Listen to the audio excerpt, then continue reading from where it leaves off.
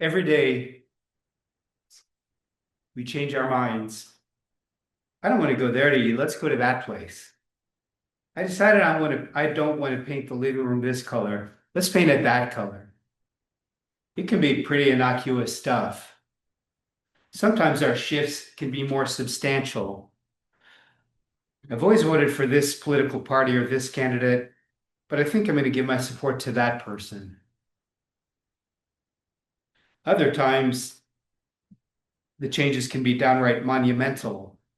This belief system that used to underlie my existence is, I've come to really realize, meaningless. Sometimes we resist change, particularly major change. It can sometimes be easier to follow the path of least resistance, do things how they've always been done. Yes, changing in this or that way may be merited, but that would require effort, require me to abandon long-held beliefs. That sounds uncomfortable. It might make me look wishy-washy. I can't do that. Changing, though, challenging the order we create in our worlds, questioning, shaking things up, recognizing we may be mistaken, it's what makes us alive.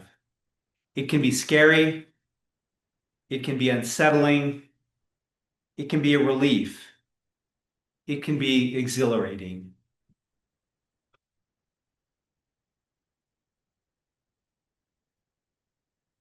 Our chalice lighting words, why we're here, come from Reverend Eric Walker Wickstrom. Here today, in this place, and with these people, may we listen so that we can hear. May we hear so that we can feel. May we feel so that we can know. And may we know so that we can change ourselves and this world. May this chalice we light our way. And Sandy has agreed to light the chalice today. And as we light the chalice, please say the chalice lighting words in the order of service. We light this chalice for the warmth of love, for the light of truth, and for the energy of action. Thank you, Sandy. Well, good morning. Good morning. Good morning. Welcome to the Unitarian Universalist Church of Ogden. My name is Tim, and I'm glad to be leading worship today with Bill helping out and Dylan doing double duty as tech will be our main speaker, talking about the shifts and changes that sometimes come about in our lives. We're so glad you're here today in this community that strives to be loving, inclusive, and compassionate. One way to connect with this community is to let us know you're here. If you're a newcomer, welcome. We're so glad you're here, and we encourage you to fill out a newcomer card in the pews and put it in the offering basket when it comes by later. And please stay and chat with us after the service. And if you're joining us online, please fill out the newcomer card online. If you've been a longtime member of the congregation, we encourage you to wear your name tag. Mine always flips backward. The name tag helps everyone feel more connected and kind of helps everybody get to know each other a little bit more. And we love having people of all ages. And as you came in, we hope you saw the basket of activities for hands that like to stay busy. This is for anybody of any age, and we welcome all the wiggles and sounds of a multi-general community. And if you haven't, please put your phone on silent. I just heard mine pinging. And we're so glad you're here. Welcome.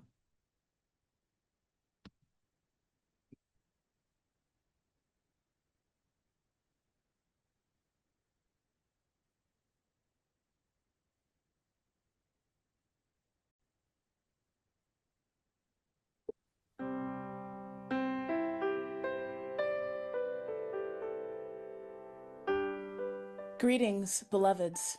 I'm the Reverend Dr. Sofia Betancourt, and it remains my privilege to serve as president of your Unitarian Universalist Association.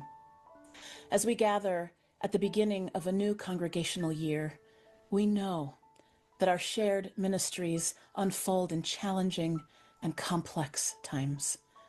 Yet we also know that our tradition teaches that love's reach is expansive enough to include everyone, that no one is excluded from worth and dignity, and that this love that we put at the center of our faith has the power to overcome the fear that silences and stills us. As my colleague C.B. Beale has said, we must be intentional about moving fear out of the center and replacing it with love over and over again, as often as is necessary. May we continue to do this work of centering love across our faith and in our own communities, and in all that this congregational year may bring. May we lift one another up as we continue to meet this moment together. Where we are in Unitarian Universalism in this moment is unique. We've named and claimed a set of shared values that define us and that can help us live into a faithful engagement with the values themselves. I think people aren't looking for answers, right? But they're looking for authentic community, moral grounding, and a vision, right? Rooted in hope and action. So I think right now, our values compel us, all of us, not just us ministers, but lay leaders and congregants alike, to speak uncomfortable truths and to hold space for healing at the same time. It's more important than ever for our congregations and our buildings to be a sanctuary of radical welcome.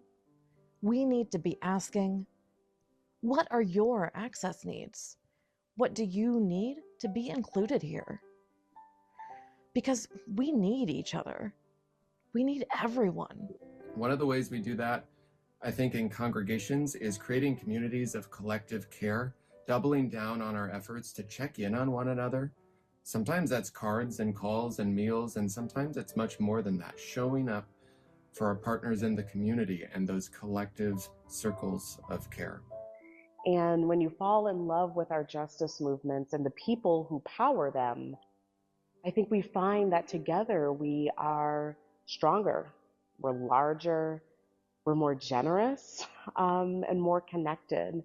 At a moment when the world is in denial of the sacredness of all life, the democratic process, and of the need to deal with change, that we have to stand firm as UUs and stand on our moral ground, stand on what we believe, and we have to get into the fight, and we have to lead the fight from that place.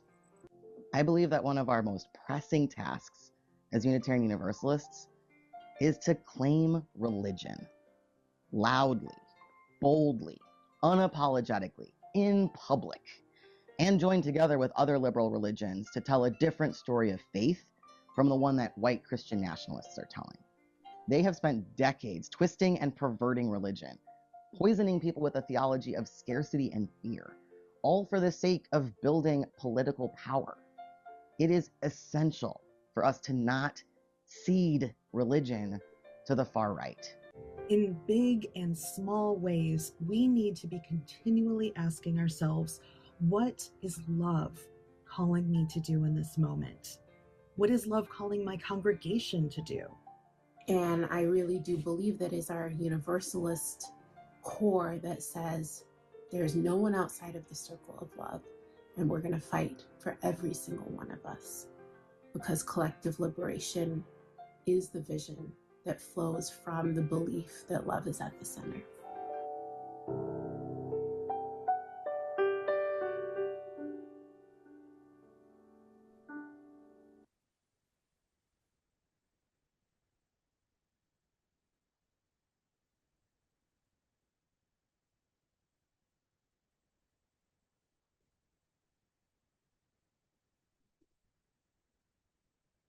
Morning, everybody.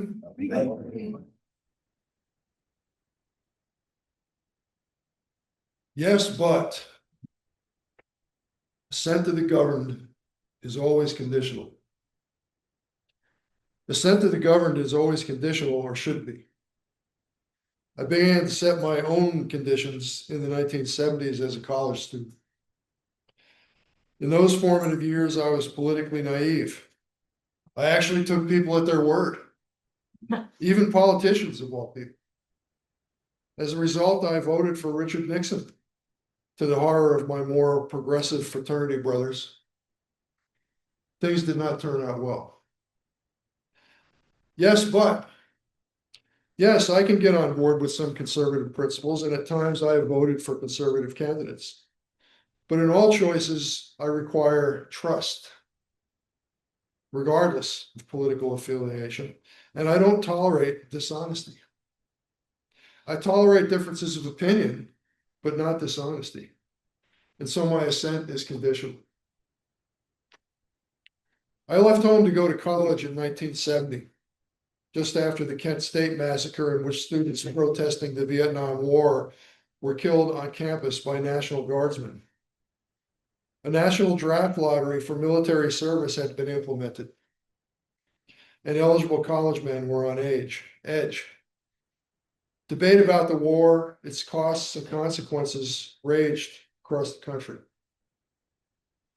Yes, but I consider myself a patriotic and informed American, willing and able to defend the security of the nation through military service or otherwise. But there has to be good reason. There has to be an honest accounting of the costs and consequences of war. I thought the government delivered neither criteria back in the day. I debated about going to Canada, and I even discussed this with my parents, who were quite neutral on the question. In the end, I received several years of high lottery numbers, and I was not drafted. So today, I don't wear plaid shirts, eh? Yes, but I'm supportive of our tripartite constitutional democracy that will soon celebrate its 250th anniversary as the world's oldest. But as a citizen and thoughtful student of governance, I expect all three branches of government to functionally check and balance each other as intended by our founders. Yes, but I believe our nation needs an overhaul of immigration policies, needs to control the flow of immigrants at its borders, and has the authority to remove criminal migrants. But I also believe all people in this country are entitled to due process under law. Yes, but I believe it is wise for nations to regularly examine and revise public policies for government functions and the kinds of support extended to businesses and citizens. But I also believe such purges should be based on transparent criteria and clear benefits to the nation, rather than following some prescribed ideology or a desire for retribution.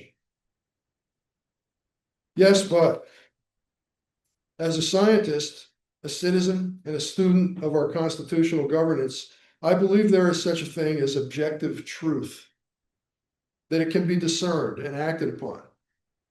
But other people apparently adhere to ideological truth based on gut feelings, blind loyalty, and a desire to believe what should be according to their beliefs and regardless of the consequences, rather than what actually is. Kellyanne Conway, Trump's spokesperson during his first term, expressed this concept succinctly and openly as alternative facts. In other words, fabrications for political ends. I've never said yes to pure, untested ideological truth. On the other hand, it has to be acknowledged that objective truth is unavoidably pursued in an ideological context, and objective truth can be difficult to discern. Examples would be faith in our Constitution, faith in the scientific method and data collected according to that method, faith in the judgment and expertise of trustworthy leaders, faith in the rule of law and due process under the law, faith in the wisdom of fellow citizens constituting a jury. All of these things require trust. Therefore, yes, meaning my consent and yours as citizens, is conditional. Blind obedience and unquestioning loyalty are cancerous to the nation and the opposite of patriotism. If you don't think so, take a look at the principles contained in our founding documents. They've served us for 250 years.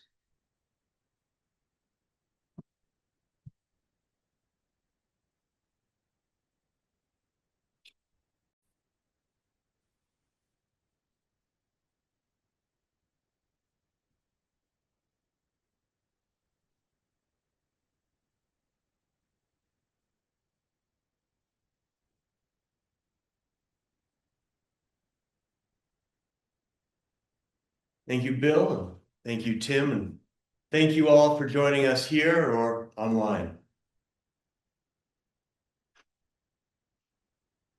First, they came for the socialists, and I did not speak out because I was not a socialist.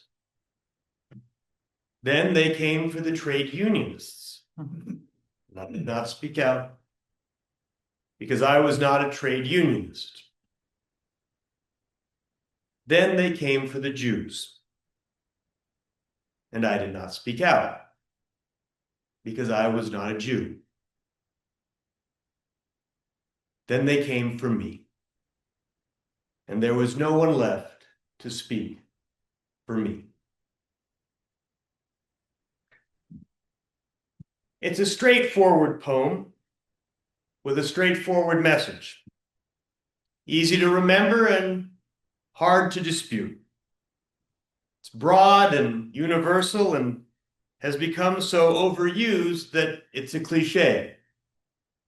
One of those crutches you can reach for if you want to sound profound, but don't really want to work too hard to do it.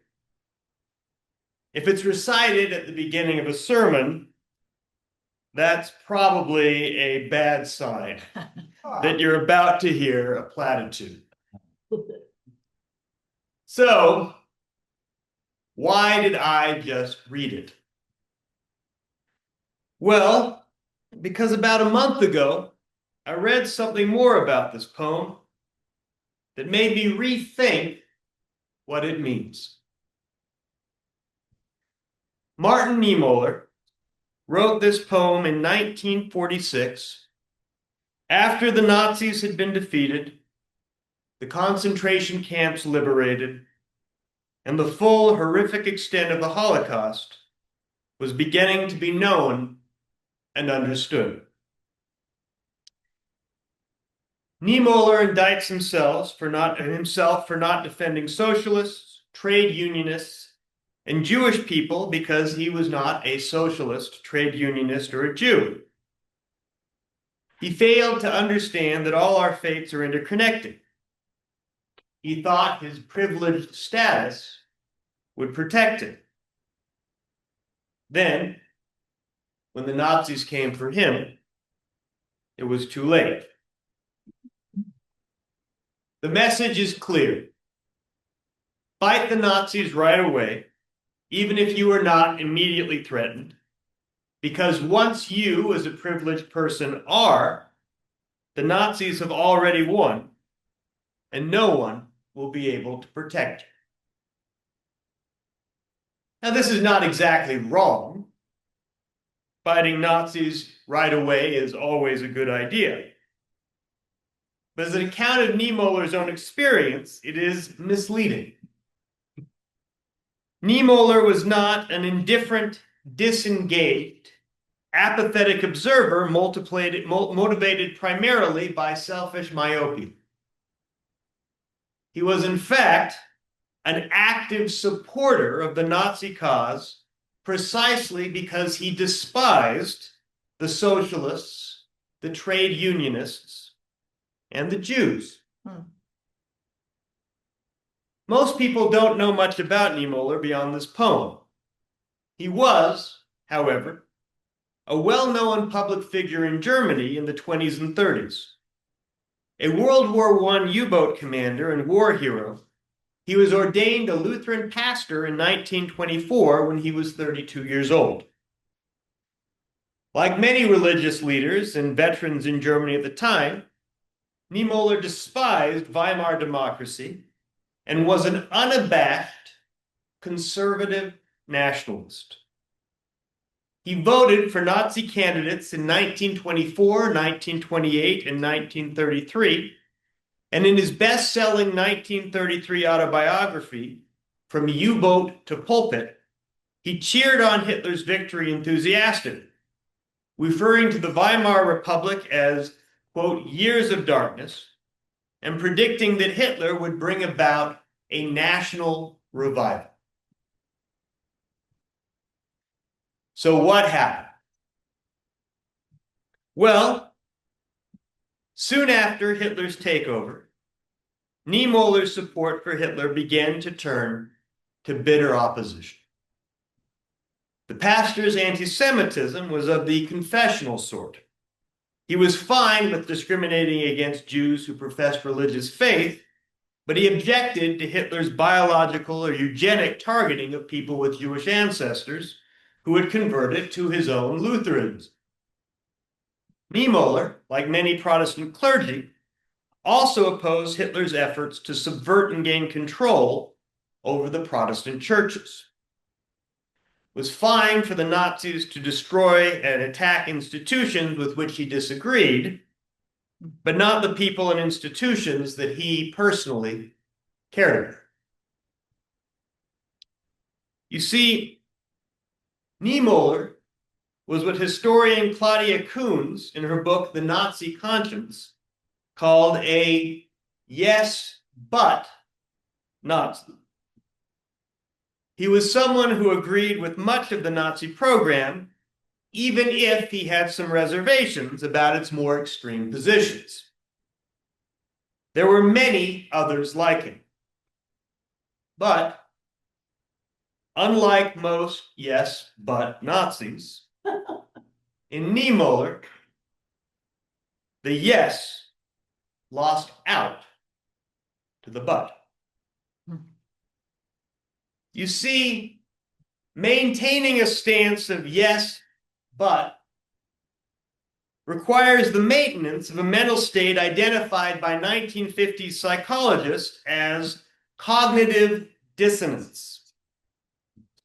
It's a state in which your beliefs, attitudes, or behaviors don't fit together. It's not a pleasant state. And if you're in the state of cognitive dissonance, your mind tends to work hard to find a way out. One very common form of cognitive dissonance is when your beliefs about who you are comes in conflict with your experience and its logical implications. When this happens, people do not tend to update their understanding of who they are. They will instead reject the veracity of their experience and its implications. For example, a major part of how we human beings self-define is through membership with certain groups or tribes. These tribes can be geographic, professional, ethnic, religious, or political. When I was an undergraduate, I was taking a statistics class, and for a final project, I found a large data set of political survey data and looked into which factors predicted political alignment. What I discovered surprised me. It wasn't that any of the particular correlates were unexpected. I found that women were more likely to be Democrats, white people were more likely to be Republicans, people who believed abortion should be legal were more likely to be Democrats, people who wanted fewer industry regulations were more likely to be Republicans, and so on. Pretty much everything you'd expect to be true was. What surprised me was how influential various factors were. The overwhelming message of my analysis was you could build a better predictive model for how a person votes based on their demographic characteristics than on their political beliefs. In other words, most people, perhaps unconsciously, view their political identity as something more akin to a demographic characteristic acquired through circumstance, and not a logical conclusion derived from their beliefs. I suspect many of you hearing this will nod in agreement, thinking that makes sense for many people. But deep down, you're probably thinking, but not for me. Another example where we see this is within the legal profession. When a prosecutor is presented with evidence that somebody who they sent to jail is likely, or even almost certainly innocent, you would hope that as decent people, those prosecutors would be motivated to correct their mistake and discontinue the injustice. However, that very rarely happens. In practice, prosecutors tend to fight tooth and nail opposing any correction and will go to great lengths of contorted reasoning to claim they were right in the first place and all along. Why? Well, it's almost certainly because admitting they were wrong is painful and embarrassing, and some probably do behave in ways they know are immoral to avoid that public admission. But that's not the whole story. Many in this situation do, in fact, believe, in spite of contradictory evidence, that they got it right the first time, and that by opposing any change, they're upholding what they think is moral justice. Typically, when faced with a yes, but situation, most people resolve to yes. We see that today with so many politicians who 9 years ago viewed Trump correctly as a threat to their party and its values, abandoning those critiques, falling in line, and getting on board. What makes Niemöller unusual and notable is that unlike most yet but Nazi supporters, the yes lost out to the but. He didn't realize too late that his indifference was a problem. He realized and accepted he was wrong, and then tried to correct it. It wasn't that he was privileged to be in the middle for a while. It's that he started on the wrong side and switched. Why is that so rare? Why is that so hard? One huge reason is that we make it hard. People make mistakes. It's how we learn. It's how we grow. If we focus solely or primarily on punishing those mistakes, that makes it harder to acknowledge them and consequently harder to correct them. If we are going to be able to correct the problems in our government today, we will need to convince many people to change their minds and switch sides. Making that hard means fewer people will do so, which makes it less likely to happen. Coalitions that get things done are rarely composed of people who agree on everything. You find the source of common ground you can and move forward based on that. In her first service with us, our minister, Kristen Famula, talked about the holy and about reframing a but to be an and. Instead of saying, I was having a good morning, but I couldn't find my keys, perhaps say, I was having a good morning and I couldn't find my keys. It's a way of acknowledging hardships and problems in such a way that they negate the good, or such a way that they don't negate the good. And it's a form of forgiveness.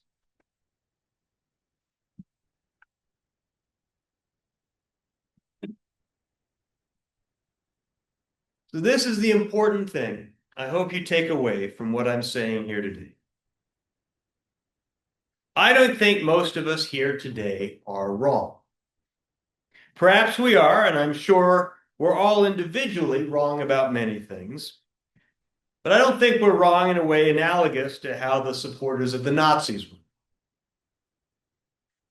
However, if we're going to improve the world outside these walls, we'll need to convince other people out there that it needs improving, which means they will need to change their mind, and that should be encouraged and praised. We'll need to turn many yes buts into yes ands. And we'll need to forgive, if not forget. Thank you.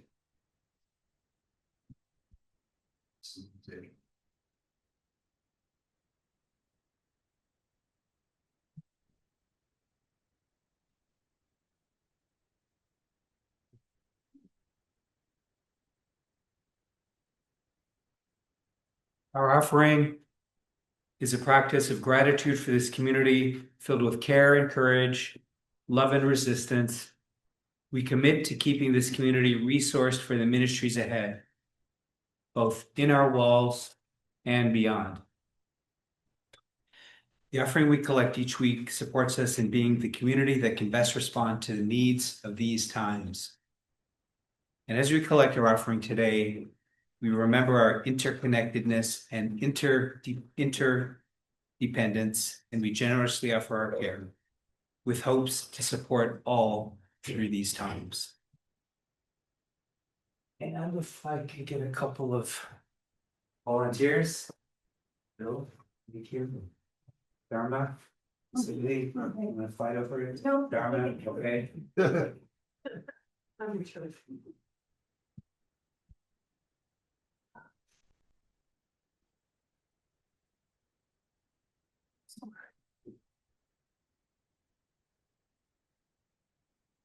And we're singing the offering song a cappella today. Yeah, so please rise and body your voice and facing the center aisle, sing together the offering song in the order of service. From you I see, to you I give, together we share, and of this we live. From you I receive, to you I give, together we share, and from this we live. Your abundant generosity is part of modeling care and love. So thank you. We did. The keys. I can edit it out. Post it to YouTube. We did. We want Joseph to hear that, so we know how important he is. Yes. Well, thank you anyway for your voices are still wonderful. Our announcements. So today, coffee after the service will be over there in the gymnasium building. For their September Zoom gathering next Wednesday, this coming Wednesday, the Great Salt Lake Interfaith Action Coalition has invited a guest speaker from Jordan Valley Water Conservation District's Water Conservation Garden Park to talk about water-wise landscaping. That's the landscaping in your yard to like rocks and low water use vegetation. That's this coming Wednesday on Zoom, and it's at 7 p.m. And a memorial service for Amanda Stora Minaj will be held this coming Saturday here at 10:30 a.m. And next Sunday, First Unitarian in Salt Lake City will provide the service. So it will, and if you're interested in carpooling to be there in person, speak to Dylan. And Dylan, I believe we no longer show it here. Yeah, so if you want to watch it remotely, you can do so via Zoom at home, or if you would like to watch it with other members of the congregation, please come to the carpool. Right. So, and Dylan can provide more details on it. Karen Thurber, there's Karen, will have an exhibit on display from September 5th to the 27th at the Eccles Arts Center with a reception on the 5th, which is this coming Friday. And all proceeds, applause, thank you. All proceeds of her sales will be donated to the ACLU of Utah. And we will hold coffee hour across the hall on September 14th and 28th next month. That's over here. We kind of organized the coffee hour those two Sundays, but can always use some help. So reach out to Marianne, who I don't see here today, but reach out to Marianne if you can help make that happen. She's looking for volunteers. And more details on these events and more are in the UUCO online newsletter. Dylan? Closing music. You're gonna extinguish the chalice? Then yeah, it comes after the music. Oh, that's a chain. Put it out and then we'll have it close. Okay. So as the service comes to an end, join me in saying the chalice extinguishing words in your order of service. We extinguish this chalice, but not the work of the love, the light of truth, nor the energy of action. Benediction, and then we'll do. Okay, right. Changing things up. So, if you think you haven't got it quite right, that's okay. That's normal. Don't be stubborn. Don't be inert. Give it some more thought. Think about it. Be open to change. Be open to change in others. And have a good week, everybody.